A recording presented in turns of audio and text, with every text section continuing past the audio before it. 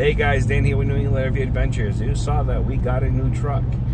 We previously had a 2021 Ford F150 Platinum 3.5 EcoBoost, and that we had for about 8 months or so, and we got sick of it, and I'm going to tell you why.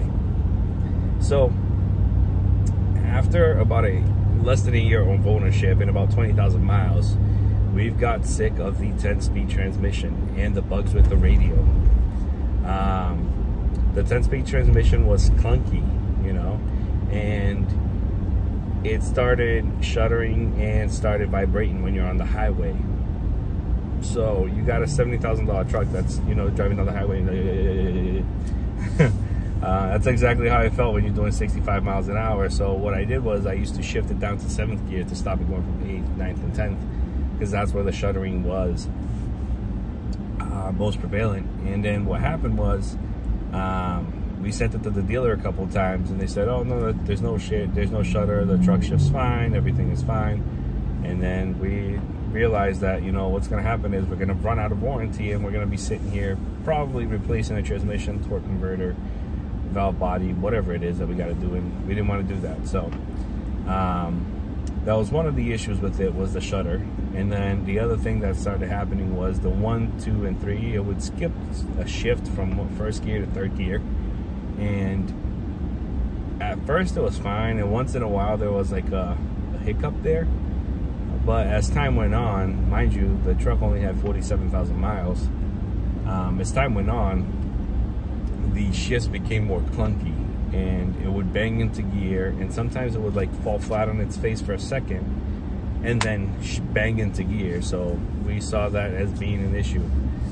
And then what also happened was, when you're slowing down, let's say you're doing like 50 miles an hour on a highway and a light's coming up and you're slowing down, it would shift from 3rd gear to 1st gear. And that 3 to 1 shift would also be, you know, a bang, as to once in a while would lock up the rear tires. So when it happened when we were towing, that was a scary situation, because we had our trailer, which is 6,000 pounds back there, and it would shift into 1st gear and it locked up the rear tires, and it was sketchy for a second, you know. So that was another reason why we wanted to get rid of it, because we saw that transmission giving us issues in the future. We used to have a 2017 F150 that we put 120,000 miles on it, and there was no issues with it. It was the 5-liter V8 6-speed transmission, and no issues whatsoever. Hence why we went for the 21. Like, hey, let's get the upgrade, let's get the bigger engine, more power, etc., etc. And we ended up actually regretting our decision. So another issue that came up, and one that was like the last straw for the truck, was the radio got an update, over-the-air update, and sometimes it wouldn't recognize the trailer.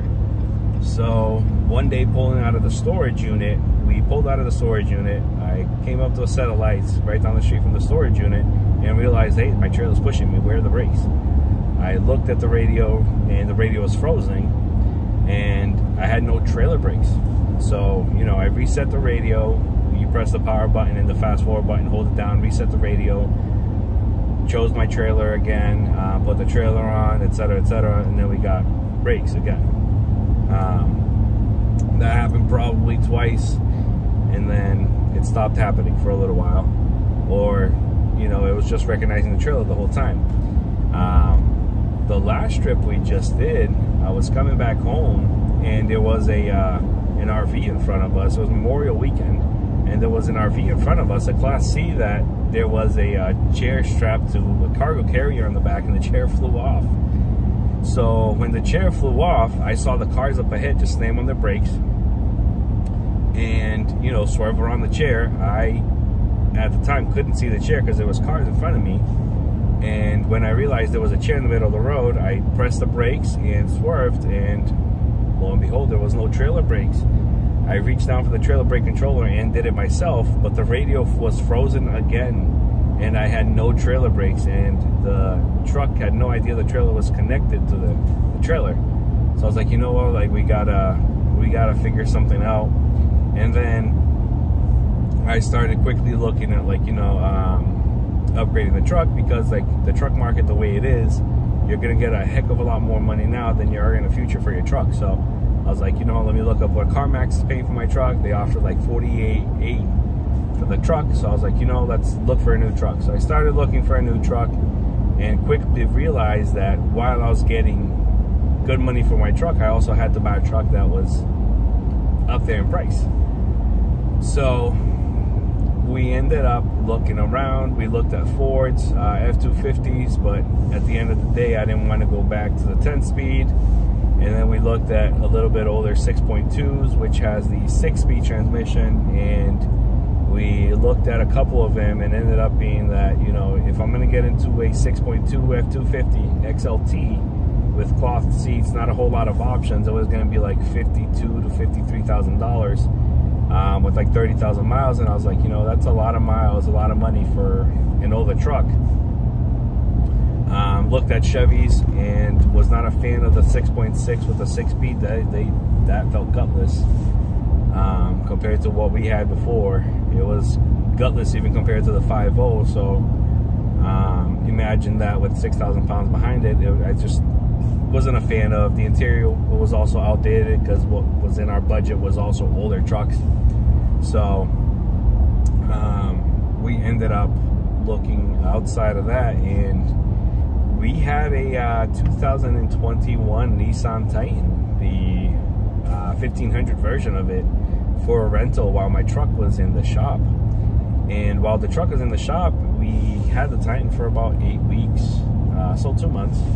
And I ended up loving the way it drove, everything about it. It drove fine, it drove smooth. It literally felt like my 2017 F-150, just a newer one of it, because it only had a couple thousand miles on it. So I started looking at Nissan Titans, and found out they had the XD version, which is like a heavier duty half-ton truck. So I went and looked at those, and I found one that was a really good deal. It fit the budget. It was pretty much an even trade with like $800 difference.